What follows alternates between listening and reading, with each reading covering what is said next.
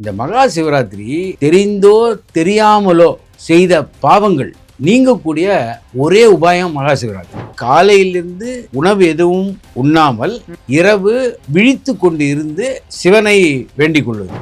பார்க்கடலை கடையும் போது அதில் வரக்கூடிய அந்த விஷத்தை சிவன் எடுத்து அருந்தி விடுகிறார். அப்போ அவர் விழித்து கொண்டே இருக்கிறார். பராசக்தியும் விழித்து கொண்டே இருக்கிறார். தேவர்கள் எல்லாம் விழித்து கொண்டே இருக்கிறார். அதை அனுஷ்டிப்பது தான் மகா சிவராத்திரி. தூங்காம இருக்கிறதுக்காக ஒவ்வொரு இலையா பறித்து கீழே போட்டு கொண்டே இருக்கிறார். என்னன்னா அந்த வில்வ மரத்துக்கு கீழே ஒரு சிவலிங்கம் இருந்திருக்கு. அப்போ இரவு முழுவதும் சிவனுக்கு இவர் பூஜை பண்ணே இருக்கார் வில்வத்தால். அன்றைய நாள் சிவராத்திரி.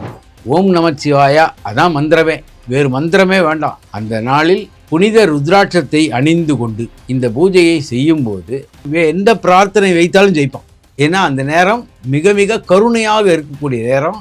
சிவபெருமானுக்கு பேரே சுடலை ஆண்டின்னு தான் பேர். இடுகாட்டிலும் சுடுகாட்டிலும் இருக்கக்கூடிய கடவுள் சிவன். அவரும் அவருடைய பூத கணங்களும் தான் அதை காப்பாற்றுறது. சிவனை நீங்கள் பரிபூர்ணமாக வேண்டினா உங்ககிட்ட செய்வினையோ மந்திர வேலைகளோ வேலை செய்யாது. தி டிவைன் தமிழ் நேயர்களுக்கு வணக்கம். இப்போ நம்மோட ஜோதிடர் லால்குடி கோபாலகிருஷ்ணன் அவர்கள் இருக்காங்க. வணக்கம் சார். வணக்கம். உங்களை பார்த்து ரொம்ப நாள் ஆச்சு. உங்க கூட இந்த சந்திப்பு ஒரு நல்ல சந்திப்பா இருக்கும்னு நினைக்கிறேன். சொல்லுங்க. என்னோட முதல் கண்டென்ட்டே நான் உங்கள்கிட்ட என்ன பேசலாம் அப்படின்னு பார்த்தா, உங்களுக்கு மிகவும் பிடித்த சிவனை வச்சு தான் நான் பேசணும் அப்படிங்கிறதுல ரொம்ப தீர்க்கமா இருந்தேன். மகா சிவராத்திரி அப்படிங்கிற ஒரு விஷயம் வந்து வருஷா வருஷம் கொண்டாடப்பட்டுட்டே இருக்கு. மக்கள் எல்லாருமே நைட்டு வந்து கண் முழிக்கணும் அப்படிங்கிறத நார்மலா எல்லாரும் சொல்றாங்க. அதுக்குன்னு ஒரு ஸ்டோரியும் எல்லாருக்குமே தெரிஞ்சதாக இருக்குது. பட் அதில் நிறைய விஷயங்கள் மர்மமாகவும் இருக்குது, வித்தியாசமாகவும் இருக்குது. அதை தான் உங்கள்கிட்ட கேட்கலான் இருக்கேன். அதை பற்றி கொஞ்சம் சொல்லுங்கள் சார். வணக்கம். லால்குடி சப்த ரிஷீஸ்வரர் அருளால் உலக மக்கள் நலம் பெற வேண்டும். பொதுவாக இந்து மதத்தில் தலையாய கடவுளே சிவபெருமான் தான். அதாவது முதன் கடவுள்ன்றது வழிபாடே சிவ வழிபாடு தான். இதான் வந்து தமிழ்நாட்டுடைய ஆதி கலாச்சாரத்தில் இருக்கக்கூடிய விஷயம். சிவன் தான் பரம்பொருள். சிவன் தான் ஐந்தொழிலையும் செய்யக்கூடியவர். அதாவது படைத்தல், காத்தல், அருளல், மறைத்தல், அழித்தல். எல்லாரும் 3 தான் சொல்லுவாங்க, நீங்க 5 சொல்லுங்க. 5. மறைத்தல்ன்றதும் ஒரு அவருடைய வேலை தான். பொதுவாக 3 சொல்றாங்க. அப்போ எல்லா பணிகளையும் அவரே செய்ய முடியாது என்பதால் அவர் பிரம்மாவையும் விஷ்ணுவையும் படைத்தார். இதான் வந்து சொல்லப்படுறது சாஸ்திரம். அப்போ இப்போ ஒரு பொதுவாக வந்து ஒரு மாநிலத்துடைய முதலமைச்சர் இருக்காருன்னா எல்லா மந்திரி சபைக்கும் பொறுப்பானவர் முதலமைச்சர் தான். ஆமா. ஆனா அவராலேயே எல்லா விஷயத்தையும் பார்க்க முடியாது. அப்படின்றதுனால ஒரு விஷயத்தை, ஒரு குறிப்பிட்ட துறையை மட்டும் அவர் கையாண்டு மற்ற துறைகளுக்கு வேறு மந்திரிகளை வைப்பார். அதுபோல இவருடைய தான் 5 தொழிலும் சிவனுடைய தான். அதில் காத்தல் தொழிலையும் படைத்தல் தொழிலும் சரியாக செய்வதற்காக பிரம்மாவும் விஷ்ணுவும் படைக்கப்பட்டார்கள். இதுதான் வந்து நம்ம புராணங்கள் சொல்லக்கூடிய கதை. பொதுவாகவே பிரம்மாவுக்கும் விஷ்ணுவுக்கும் ஒரு வாக்குவாதம். நம் இருவரில் யார் வந்து முதன்மையானவர்? இந்த போட்டி வந்தபோது சிவன் தான் அதை தீர்த்து வைத்தார். அப்போ அவங்க என்ன சொல்றாருன்னா, என் தலையையும் திருவடியையும் யார் முதலில் பார்க்கிறார்களோ அவங்க தான் வந்து முதன்மையானவர்கள். அதுதான் வந்து ஜோதி வடிவம் எடுத்து அடியும் காலும் திருவடியும் தெரியாத போல அவர் ஜோதி ஸ்வரூபமாக நிற்கிறார். அதை இவருடைய பெருமாள் வந்து வராக அவதாரம் எடுத்து செல்கிறார். அவர் பட்சி அவதாரம் எடுத்து பிரம்மா செல்கிறார்.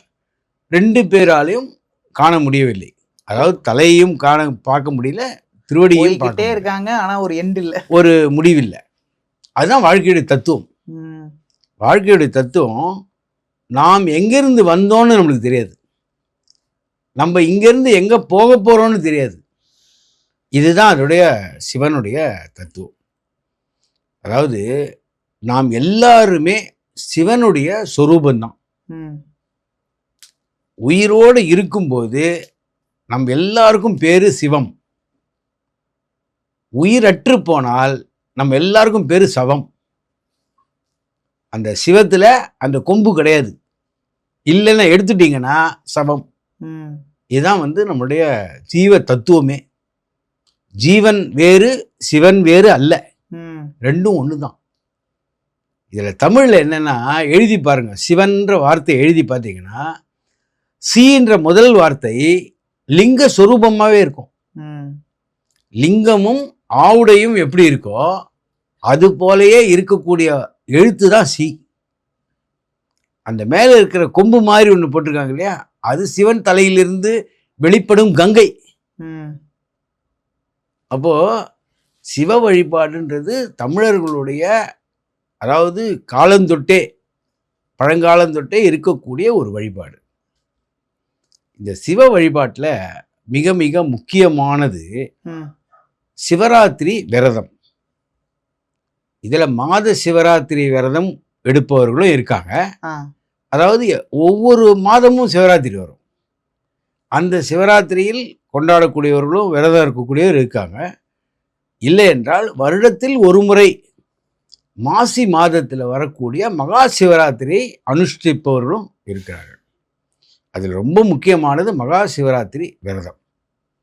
இந்த மகா சிவராத்திரி விரதன்றது அதாவது காலையிலிருந்து உணவு எதுவும் உண்ணாமல் இரவு விழித்து கொண்டு இருந்து, அதாவது சிவனை வேண்டிக் கொள்வது. இதுதான் வந்து அதனுடைய முக்கியமான தாற்பயம். பார்க்கடலை கடையும் போது அந்த அதில் வரக்கூடிய விஷம் இருக்கு இல்லையா, அந்த விஷத்தை சிவன் எடுத்து அருந்தி விடுகிறார். பொதுவாகவே ஒரு விஷத்தை சாப்பிட்டாங்கன்னா, பாம்பு கடிச்சாலோ விஷம் சாப்பிட்டாலோ அவர் தூங்கக்கூடாதுன்னு சொல்லுவாங்க டாக்டர்லாம், மருத்துவர்கள். அவர் தூங்கவே கூடாது, தூங்கினா விஷம் வேகமாக தலைக்கு ஏறும். அப்போ அவர் விழித்து கொண்டே இருக்கிறார் ஒரு இரவு முழுவதும். பராசக்தியும் விழித்து கொண்டே இருக்கிறார், தேவர்கள் எல்லாம் விழித்து கொண்டே இருக்கிறார்கள். அதை அனுஷ்டிப்பது தான் மகா சிவராத்திரி. அதனால தான் இரவு நாம் வந்து உறங்கக்கூடாது என்ற விதிமுறை இருக்கு. இந்த மகா சிவராத்திரி தெரிந்தோ தெரியாமலோ செய்த பாவங்கள் நீங்கக்கூடிய ஒரே உபாயம் மகா சிவராத்திரி. எந்த பாவம் செய்தாலும் அந்த பாவத்துக்கு பிராயச்சித்தம் மகா சிவராத்திரி விரதம் இருந்தால் அந்த பாவங்கள் நசிஞ்சு போகும். எவ்வளோ பெரிய பாவம் பண்ணாலும். அதே போல தெரிந்தோ தெரியாமலோ செய்யக்கூடிய புண்ணிய பலன்கள் உங்களை வந்து சேரும். அதுக்கு ஒரு உதாரணமான விஷயம் காளஹஸ்தி. இப்ப இன்றைய காளஹஸ்தி, இதுக்கு முன்னாடி பழங்காலத்து பேர் அது வந்து வில்வாரண்யம்னு பேர். வில்வாரண்யம்னா வில்வ மரங்கள் இருக்கக்கூடிய காடு. ஆரண்யம்னா காடு, வில்வ ஆரண்யம். அங்க வந்து அந்த காட்டுல வேட்டைக்காரர் வேட்டையாட போறார், அவரை ஒரு புலி துரத்தின்னு வருது. அப்போ அவருக்கு வேற வழி தெரியாத மரத்து மேல ஏறிடார். இரவு உறங்கி விட்டால் கீழே விழுந்து விடுவார். விழுந்தா புலி கவிழ்ந்து போயிடும். அப்போ அந்த தூங்காம இருக்கிறதுக்காக ஒவ்வொரு இலையா பறித்து கீழே போட்டு கொண்டே இருக்கிறார். அந்த கவனம் செதறாது இருக்கும் இல்லையா, அதுக்காக. என்னன்னா அந்த வில்வ மரத்துக்கு கீழே ஒரு சிவலிங்கம் இருந்திருக்கு. அப்போ இரவு முழுவதும் சிவனுக்கு இவர் பூஜை பண்ணே இருக்கார் வில்வத்தால். அன்றைய நாள் சிவராத்திரி. உடனடியாக அவர் மோட்சத்தை அடைந்தார். காரணம், அவருக்கு தெரியவே தெரியாது, தான் அர்ச்சனை பண்றோன்றதே தெரியல. புலிக்கு பயந்து ஒவ்வொரு இலையா போன்றிருக்கார். அது எல்லாம் வில்வ இலை. அந்த வில்வ இலை விழுந்த இடம் சிவலிங்கம். அப்போ உடனடியாக சிவன் காட்சி தந்து அவரை மோட்சத்துக்கு அனுப்பி வைக்கிறார். அப்போ தெரிந்தோ தெரியாமலோ செய்யக்கூடிய எல்லா புண்ணியங்களும் உங்களை சேரும். தெரிந்தோ தெரியாமலோ செய்த எல்லா பாவங்களும் அழிந்து போகும். அவ்வளவு விசேஷமான நாள் வந்து மகா சிவராத்திரி. அந்த மகா சிவராத்திரி ஒரு நாள் இருந்தாலே நீங்கள் வந்து ஒரு 1000 வருடம் கடவுளை வேண்டியதற்கு சமமானது. Okay sir. அதாவது பஞ்சாட்சரம் சொல்லிக்கொண்டே இருக்கணும். ஆ ஓம் நமச்சிவாயா அதான் மந்திரமே, வேறு வேறு மந்திரமே வேண்டாம். அந்த மாதிரி நாள் வந்து மகா சிவராத்திரி. அந்த நாளில் புனித ருத்ராட்சத்தை அணிந்து கொண்டு, ம் 21 முகம் உண்டு ம் ருத்ராட்சத்தில், 21 முகத்தில் ஷண்முகம் அணிந்து கொண்டு இந்த பூஜையை செய்யும்போது, வில்வ இலையால் பூஜை செய்யும்போது கட்டாயமாக அவர்களுக்கு நல்ல இது கிடைக்கிறது. இன்னொன்று, சிவனை வேண்டினால் செல்வம் பெருக்கெடுக்கும். ம். எல்லாரும் என்ன சொல்லுவாங்கன்னா மகாலட்சுமி தான் செல்வத்துக்குன்னு. ம் கிடையாது. சிவபெருமான் கொடுக்கக்கூடிய அள்ளி கொடுக்கக்கூடியவர். ம் உண்மையிலே சொன்னால் மகாலட்சுமியை பூஜை செய்வது எதில்? வில்வத்தில். ம் சிவனை எதில் பூஜை பண்ணுறோம்? விழுவும். வில்வத்தில். அப்போது வில்வம் எங்கே சேர்கிறதோ ம் அந்த இடத்துல பணம் தாராளமாக இருக்கும். சில பேர் பூஜை பண்ணின வில்வத்தையே பணப்பெட்டிக்குள்ள போட்டு வைப்பாங்க. அதுபோல் உள்ளவர்களுக்கு தாராளமாக செல்வம் சேரும். ஒரு உதாரணமாக சொல்கிறேன். திருவண்ணாமலையில் ம் ஒன்றும் இல்லை, ஒரு 500 சதுரடி 400 சதுரடி நிலம் வாங்கினா கூட ம் அன்றிலிருந்து உங்களுக்கு லட்சுமி கடாட்சம் தொடங்கிடும். இப்போதான் லேண்டே இல்லைன்னு எல்லாம் பிரச்சனை மேல ஆமாம், பிரச்சனை இல்லை, இது வந்து பொதுவானது. காரணம், சிவன் கிட்ட இருக்கக்கூடிய சொத்து கட்டாயமாக யாராலும் எடுத்துக்கொண்டே போக முடியாது. ம் அதனால தான் சிவன் கோவிலில் பெரிய அளவுக்கு பிரசாதம் கூட கிடையாது. ம் ஏன்னா சிவனுடைய சொத்து கொலநாசம். அதை யாராவது திருடினால் அந்த கொலநாசம்ன்றதுனால தான் விபூதி தான் பிரசாதம். ம் ம் ம் புரியுதா உங்களுக்கு? வேறு பெருமாள் கோவிலெல்லாம் பலவிதமான பிரசாதங்கள் உண்டு. சிவன் கோவிலில் பிரசாதமே கிடையாது. ம் விபூதி தான் பிரசாதம். காரணம், விபூதி என்பது சாம்பல். ம் ஏன்னா சிவபெருமானுக்கு பேரே சுடலை ஆண்டின்னு தான் பேர். ம் ம் அதாவது இடுகாட்டிலும் சுடுகாட்டிலும் இருக்கக்கூடிய கடவுள் சிவன். அவரும் அவருடைய பூத கணங்களும் தான் அதை காப்பாற்றுறது. அதனால தான் சிவனை நீங்கள் பரிபூர்ணமாக வேண்டினா உங்ககிட்ட செய்வினையோ மந்திர வேலைகளோ வேலை செய்யாது. ம் எந்த விதமான மந்திர வேலையும் செய்யாது. சிவனை வேண்டினவருக்கு அந்த பிரேத பூத பிசாசு இந்த விஷயங்கள் எதுவுமே அணுகாது. ஓ அதனால தான் நம்ம திருவண்ணாமலை தீபத்தில் ஏற்றிய அந்த திரியுடைய மை நெய் அதை எடுத்து கொண்டு வந்து நெத்தியில் வைக்கிறோம், வீட்டில் வச்சுக்கிறோம். ம் அது மாதிரி இருந்தால் அது ஒரு ரட்சை. அது இருக்கிற வீட்டில் எந்த விதமான எவ்வளவு மந்திரம் பண்ணாலும் அது பலிக்காது. அப்போ அது ஒரு நம்மளுக்கு பாதுகாப்பு அரண் போல் ஆகிடும். அப்போது சிவராத்திரியில் விரதம் இருந்து சிவனை வழிபட்டால் நமக்கு எந்த விதமான துன்பமும் வராது. இங்கே இந்த உலகத்து வாழ்க்கையும் மேல் உலகத்து வாழ்க்கையும் செழிப்பாக இருக்கும். ஆன்மீகத்துக்கான வழிகாட்டிய இவர் தான், சிவன் தான். ம் அவர் பேரே ஆதி சித்தர். அவர் தான் முதலான சித்தர். அவர் எப்போ பார்த்தாலும் யோக நிஷ்டையிலே தான் இருப்பார்.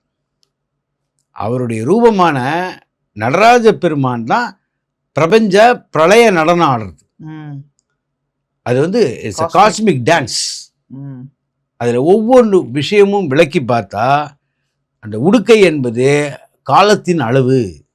ம் காலம்தான் நம்மளை எடுத்துன்னு போகிறது, ம் ரைட்டா? கடைசியில் எடுத்துன்னு போகிறது காலன். ஆனால் வாழும்போதும் காலம்தான் நம்மளை முன்னுக்கு கொண்டு வருது. வாழ்க்கையை நடத்தி கொடுப்பதே காலம்தான். அந்த காலத்தை சொல்வது தான் அந்த உடுக்கை. அந்த ஒவ்வொரு விஷயமும் நடராஜரில் அவருடைய நடனத்தில் ஒவ்வொரு விஷயமும் பல கருத்துக்களை சொல்லக்கூடியது. இந்த பிரபஞ்சத்துடைய நாட்டியமே சிவன் தான். ஒவ்வொரு அணுவிலும் நடக்கக்கூடிய நாட்டியம் சிவன் தான். ம் சிவன் அல்லாது வேறு எதுவுமே எந்த சக்தியும் கிடையாது. சிவனிலிருந்து பிரிந்தது தான் சக்தியை. இதுதான் வந்து நிதர்சனமானது. அப்போது மகா சிவராத்திரியில் சிவபெருமானை பஞ்சாட்சரத்தால் வேண்டி வில்வத்தால் பூஜை செய்தால் எல்லாவித பாவங்களும் போகும். பூர்வ ஜென்ம கர்மா பற்றி நம்ம கவலைப்பட வேண்டிய அவசியமே கிடையாது. ஜாதகத்தில் ஏதாவது பிரச்சனை இருந்தாலும் அந்த பிரச்சனைகள் மகா சிவராத்திரி விரதம் இருக்கும்போது அந்த பிரச்சனைகள் தோஷங்கள் விலகும். இது வந்து கண்கூடா நான் பார்த்தது. ம், ம், ம். அப்போது சிவன் பொதுவாகவே சனிக்கிழமை காலை 6 மணிலேருந்து 7 மணி வரை ம், சனி ஓரை வந்துடும். ம், அந்த ஓரையில் போய் சிவனை யார் வேண்டுகிறார்களோ ம். எந்த பிரார்த்தனை வைத்தாலும் ஜெயிப்பான். ஏன்னா அந்த நேரம் சிவன் மிக மிக கருணையாக இருக்கக்கூடிய நேரம். அந்த நேரத்தை உபயோகப்படுத்தி கொண்டு பிரார்த்தனையை செய்து சனிக்கிழமை சிவன் கோயிலுக்கு போய் 1 மணி நேரம் சிவன் கோயிலே இருக்கணும். ம். அதை விட்டு வரவே கூடாது. அப்போது அவருடைய பிரச்சனை கட்டாயமாக ஒரு முடிவுக்கு வரும். இது திருவண்ணாமலை போன பல அன்பர்களும் என்கிட்டயே சொல்லியிருக்காங்க. அதே மாதிரி கிரிவலம் போனவர்களுக்கெல்லாம் பிரச்சனை தீர்ந்தது. ம். 3 மாதம் தொடர்ச்சியாக யார் கிரிவலம் போகிறாங்களோ திருவண்ணாமலையில் அவர்களுடைய பிரச்சனை விடுபட்டு வெளியே வந்ததை நான் பார்த்துருக்கேன். ம். இது வந்து 99% 90%லாம் இல்லை, 100%. 100% வெற்றி பெறும். ஆனால் 3 மாதம் தொடர்ந்து போனோம். அதில் பல சோதனைகள் வரும். அந்த சோதனையெல்லாம் தாண்டி 3 மாதம் கிரிவலம் போனால் திருவண்ணாமலையில் எல்லாவித பிரச்சனையும் தீரும். இதை கண்கூட பார்த்துருக்கேன், நானே அனுபவிச்சிருக்கேன். என்னுடைய வாழ்க்கையிலே நான் பார்த்துருக்கேன். அவரை மிஞ்சின ஒரு தெய்வம் கிடையவே கிடையாது. அந்த 8 லிங்கத்தையும் வேண்டினால் கிரிவலம் சென்று அவருக்கு எல்லா விதமான வளமும் கிடைக்கும் என்பது என்னுடைய அனுபவம். மகா சிவராத்திரியில் எல்லாரும் சிவனை பஞ்சாட்சரம் ஓதி வேண்டி வெற்றி பெறணும்னு நான் நினைக்கிறேன். இதுதான் என்னுடைய ஆசை.